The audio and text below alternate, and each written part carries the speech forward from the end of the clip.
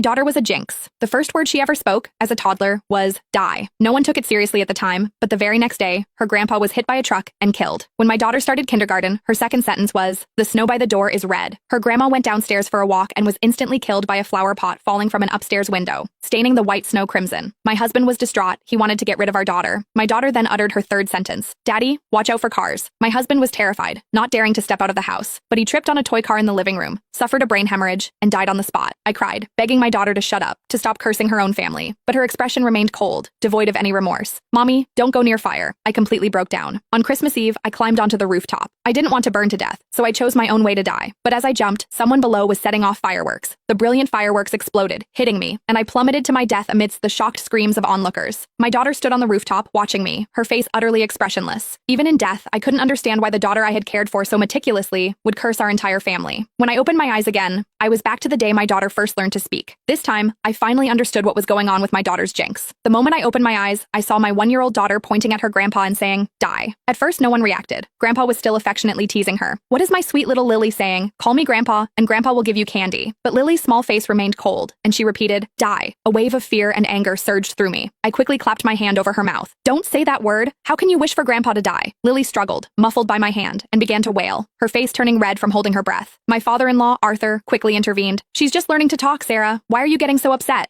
I pressed my lips together, my body trembling uncontrollably. "She's cursing you." Arthur paused, then laughed. "What are you talking about? She's so young. How could she possibly know what die means?" I didn't know how to explain, so I could only tell Arthur to be careful when he went out these days, especially to watch out for cars on the road. Arthur said he understood, but he didn't take it seriously at all. I repeated the warning to my husband, David, who also laughed at me, saying I was overreacting. He looked at Lily tenderly, saying our daughter was anything but a jinx. He even tried to comfort me. "Sarah, are you having postpartum anxiety? Maybe you should take a break and let my parents take care of Lily for a while." A sudden chill ran through me. I immediately shook my head. No, absolutely not. What if Lily cursed someone else when I wasn't around? But a sliver of hope remained in my mind. What if the previous incidents were just accidents? I hadn't let Arthur leave the house for days, and I'd even put away all the toy cars. I was terrified of a repeat of what happened to David in my previous memory. After a few days at home, Arthur got bored. "I'm just going for a walk in the garden downstairs. Don't you worry about it." I warned him repeatedly not to go anywhere near cars, but Arthur still had an accident. He missed a step while going down the stairs, tumbling all the way down. His head landed precisely on a protruding nail. Arthur died on the spot. When the ambulance arrived, they immediately called the funeral home. My mother-in-law, Martha, knelt beside Arthur, sobbing uncontrollably. How could this happen? But her usually kind husband was gone forever, unable to hear her cries. David rushed back from work, his eyes immediately red with tears. Yet, he calmly contacted relatives and friends, preparing Arthur's funeral. I held my innocent daughter, overwhelmed by guilt and self-blame, but Lily remained perfectly innocent, as if nothing had happened. I pinched her cheek, making her look at me. "Lily, tell Mommy, why did you say that word? Why did you have to curse Grandpa?"